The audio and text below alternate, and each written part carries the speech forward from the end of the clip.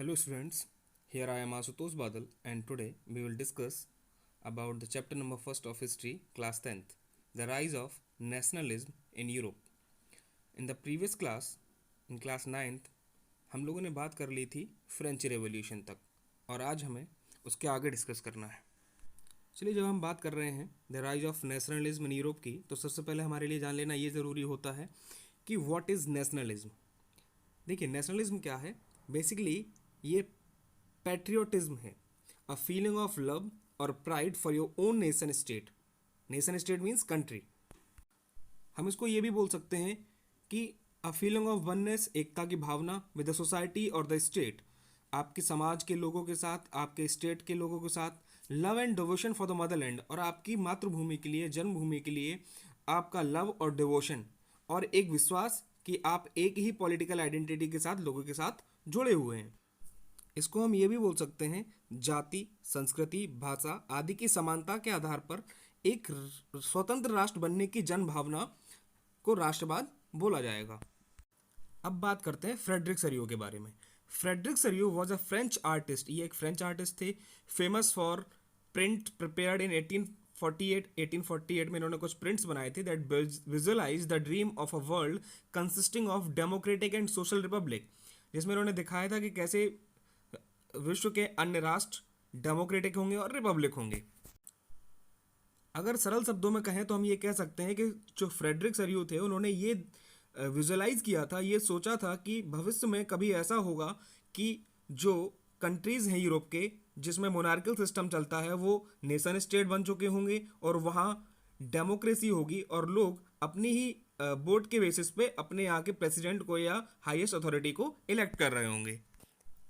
क्योंकि 1848 के पहले यूरोपियन कंट्रीज़ में मोनार्कल सिस्टम चलता था और सरियो का ये सोचना कि वहाँ पे डेमोक्रेटिक कंट्रीज़ बनेंगे या सोशल रिपब्लिक आएगा, तो ये माना गया कि उन्होंने एक ऐसी कल्पना की है जो वास्तव में धरातल पर या रियलिटी में पॉसिबल नहीं है। इसीलिए उनके इस विज़न को बोला गया यूटोपियन विज़न, क्योंकि यूरोपियन विज़न का मतलब ही वही होता है, एक ऐसा दृष्टिकोण, एक ऐसा विज़न जो कि रियलिटी में एक पॉसिबल नहीं है। वो सिर्फ आइडियल है, वो रियलिटी में पॉसिबल नहीं हो सकता। रियल में पॉसिबल ना होने का कारण सिर्फ इतना था कि वहाँ पे एब्सोल्यूटिस्ट गवर्नमेंट चलती थी, और मैंने यहाँ पे डेफिनेशन लिखी हुई, आप देख सकते हैं। एब्सोल्यूटिस्ट गवर्नमेंट होती क्या है? A form of government where in limitless power are vested in a single person of body. It is monarchical form of government in which the ruler is the absolute authority and it is not answerable to anybody. सारी की सारी power उसी के पास है, सारे laws बनाने का अधिकार उसके पास है, सारी चीज़ें इंप्लीमेंट करने का अधिकार उसके पास है, और वो किसी के लिए भी आंसरेबल भी नहीं है। इसीलिए सरियू के इस विजन को, जिसमें वो वर्ल्ड को डेमोक्रेटिक और सोशल रिपब्लिक देख रहे थे, वो एक यूरोपियन विजन बन के रह गया।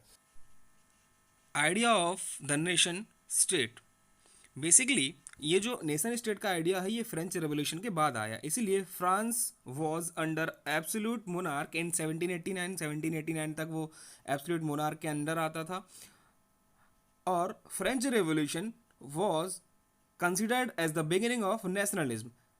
उसको ये माना गया कि जो फ्रेंच रेवोल्यूशन है वो नेशनलिज्म की बिगिनिंग है। The first clear expression of nationalism came with the French revolution, और पहला क्लियर एक्सप्रेशन जो आया वो फ्रेंच रेवोल्यूशन के साथ ही आया, जिसमें राष्ट्रवाद को या नेशनलिज्म को दिखाया गया। The revolution transferred the sovereignty from the monarch to the French people. अब जो सोवर्निटी थी, जो स्वतंत्रता थी, वो मोनार्क से ट्रांसफर होकर किसके पास चली गई थी? फ्रांस के लोगों के पास। Declaration of mission to liberate Europe from despotism, और अब इस बार फ्रेंच ने ये कसम भी खाई, ये डिक्लेयर भी कर दिया कि अब जो नेशनलिज्म है वो सिर्फ फ्रांस तक सीमित नहीं रहेगा, अब वो यूरोप के बाकी कंट्रीज में भी आएगा, और राष्ट्रवाद की भावना को हम बाकी यूरोप के कंट्रीज में भी फैलाएंगे। इसीलिए फ्रांस ने कुछ कलेक्टिव आइडेंटिटी को रिप्रेजेंट करने के लिए मेजर्स को अडॉप्ट किया, इंट्रोड्यूस किया, जिसमें सबसे पहला आता है आइडिया ऑफ ला पैट्री एंड ली सिटियोन। मतलब आपकी जो लैंड होगी वो फादरलैंड के नाम से आप जानोगे, जिसको ला पैट्री बोला गया है, और वहाँ का जो सिटीजन है उसको बोलेंगे ली सिटियोन।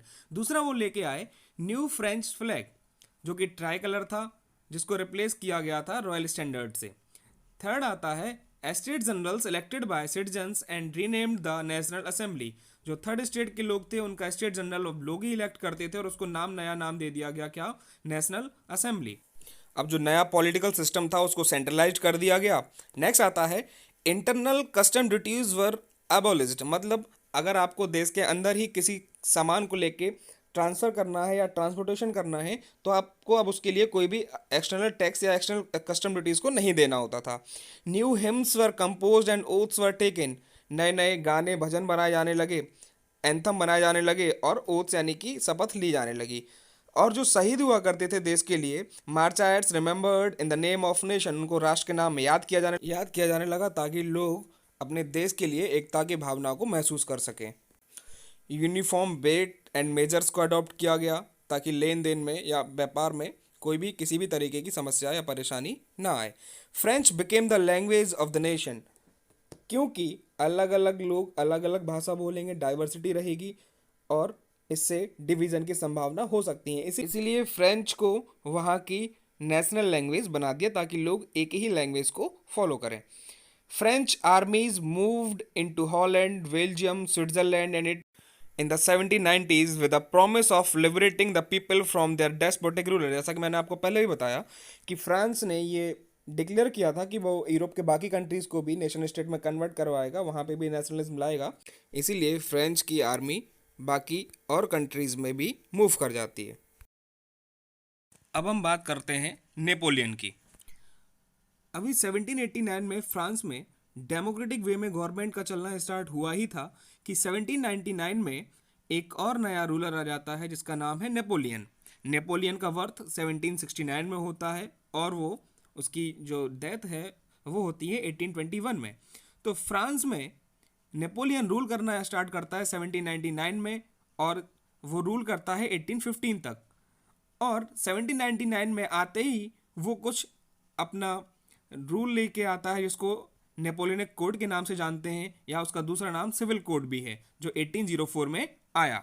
उसकी कुछ अच्छी चीज़ें थी जो लोगों ने पसंद की, इसी वजह से ये संभव हो पाया कि नेपोलियन ने फ्रांस में अपनी सत्ता को काबिज कर पाया और वो एक लंबे समय तक वहाँ पे रूल कर पाया। फ्रांस के लोग एक लंबे समय से एस्टेट डिवीज़न से, जो सोसाइटी का डिवीज़न था, उससे परेशान थे, जहाँ पे 3 कैटेगरीज में 3 स्टेट्स में लोगों को बांटा हुआ था, novelty, clergy and third state के लोग, जिसमें बाकी गरीब और फार्मर, पीजेंट्स ये सब आते थे, एडवोकेट्स आते थे, लॉयर्स आते थे। तो फर्स्ट 2 स्टेट्स के लोगों को ये अधिकार था, क्लर्जी को या नोवेलिटी को, कि वो थर्ड स्टेट के लोगों से टैक्स लिया करते थे और ये टैक्स लेना उनको बाई बर्थ प्रिविलेज मिला हुआ था। नेपोलियन के आने के साथ उसने सबसे पहले जो चीज़ हटाई वो थी प्रिविलेज बेस्ड ऑन बर्थ, कि भाई बर्थ के आधार पर, जन्म के आधार पर जो आपको प्रिविलेज मिले हैं वो नहीं मिलेंगे। और इक्वलिटी बिफोर लॉ, लॉ के सामने सभी क्या होंगे? इक्वल होंगे। Granted the right to property to French citizens, French के सिटीजन्स को उसने ग्रांटेड कर दिए कुछ राइट्स, जिसमें राइट टू प्रॉपर्टी एक राइट था, अपनी संपत्ति का अधिकार लोगों के पास आ गया। सिंप्लीफाइड एडमिनिस्ट्रेटिव डिवीजन्स, उसने एडमिनिस्ट्रेटिव डिवीजन्स को सिंप्लीफाई कर दिया और आसान कर दिया।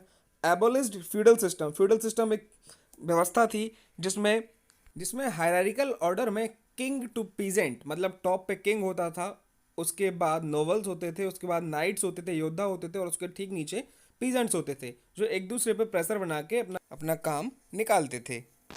Removed restrictions on guilds in towns, जो उसने कुछ रिस्ट्रिक्शंस लगा रखी थी या पहले से रिस्ट्रिक्शंस जो लगी आ रही थी गिल्ड्स पे यानी व्यापारियों पे, तो उसने उसको भी इरेडिकेट कर दिया, रिमूव कर दिया, हटा दिया। इम्प्रूव्ड ट्रांसपोर्ट एंड कम्युनिकेशन, अपनी व्यवस्था को अच्छे से चलाने के लिए उसने ट्रांसपोर्ट की व्यवस्थाओं को सुधारा, कम्युनिकेशन की व्यवस्थाओं को और सुधार दिया। एक जो ड्रॉबैक था वो नेपोलियनिक रूल के कुछ ड्रॉबैक थे, जैसे इसमें से एक आता है ही इंक्रीज्ड द टैक्सेशन, टैक्स को उसने बढ़ा दिया। सेंसरशिप वर इम्पोज, सेंसरशिप क्या होता है? जिसमें आप अपने किंग या अपने रूलर के खिलाफ कुछ भी बोल नहीं सकते हैं।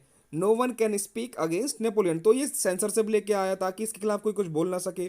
Forced conscription into the French army is required to conquer the rest of the Europe, क्योंकि ये यूरोप के बाकी और कंट्रीज को जीतना चाहता था, इसने इसलिए लोगों को जबरन अपनी आर्मी में भर्ती करना स्टार्ट कर दिया। तो ये आज हमने डिस्कस किया है टिल नेपोलियनिक कोड और उनके ड्रॉबैक्स तक। नेक्स्ट वीडियो में हम इसके आगे डिस्कस करेंगे। If you like my video, like share, and subscribe. Thank you.